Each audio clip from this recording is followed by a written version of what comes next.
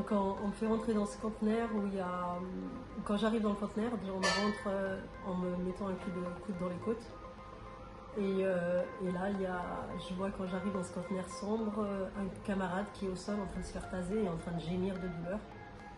Et là, il y a 3 soldats cagoulés qui me tombent dessus et qui commencent à me frapper, coup de poing dans la tête, coup de poing dans la nuque, de partout en fait. Et moi je crie, je dis je peux pas respirer, j'arrive plus à respirer, je suis en panique, je suis en train de me faire tabasser par 3 hommes cagoulés et ils me disent regarde-moi, je suis docteur, look at me est docteur. Et il me prend ma tête, il me la soulève, il me regarde et là il me retape.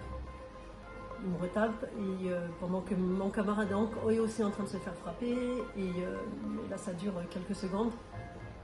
Après ils essayent d'arracher ma culotte par derrière en tirant l'élastique et puis ils me poussent vers une porte, ils me disent assis-toi là. Et ils me mettent un coup dans le dos et ils ouvrent cette porte et ils me jettent de l'autre côté de cette porte et je me rends compte que de l'autre côté de cette porte c'est la cour de leur pseudo-prison qu'ils ont fabriqué avec des conteneurs sur ce bateau. Où il y a tous mes autres collègues, donc ils sont 15 autres collègues vu que j'avais le numéro 116. Bah moi aussi, quand on m'a pris mon passeport, on a fait le contrôle, on m'a dit tu viens d'où, t'es qui, et après ils m'ont dit bienvenue en Israël, même quand on n'était pas en Israël, on était sur ce bateau dans les eaux internationales. Ils m'ont pris par les cheveux et ils ont ouvert ce conteneur où je pensais qu'il y aura mes autres camarades en fait, je pensais que c'était là où j'allais retrouver tout le monde. Quand ils ont ouvert le container, je pense que j'ai vu trois soldats, un autre qui me tenait et lui il a rentré, il m'a poussé on va dire. Après je sais pas s'il a resté ou pas.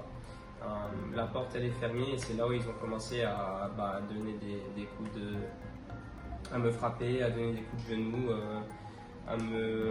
ils m'ont mis par terre. Il y avait un monsieur qui me tenait un bras par là, l'autre qui me tenait l'autre bras et il faisait un par un des coups de pied dans mes côtes et il y avait l'autre qui me tirait les cheveux comme ça, je les regardais et après il me jetait par terre. Le plus grave de tout ça c'est mon oreille qui a été perforée, mais ça s'est passé en arrivant à Ashdod.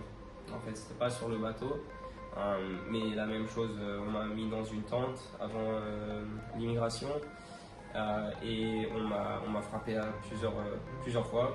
Il y avait plusieurs soldats tout en même temps et on m'a mis par terre et je me suis remis à pied 2 fois et je pense au bout de la 3e fois quand je me suis remis il m'a dit regarde-moi bien et du coup je l'ai regardé et c'est à ce moment-là où il a pris ses 2 mains à peu près et il m'a frappé en même temps sur la tête et c'est là où j'ai perdu l'audition dans les 2 oreilles au début, mais ça revenait de plus en plus on va dire, mais après le côté gauche pas du tout et c'est là où je me suis dit ok il y a peut-être un petit problème et c'est en arrivant en Turquie que je suis passé à l'hôpital et c'est eux qui m'ont dit que j'avais le tympan perforé.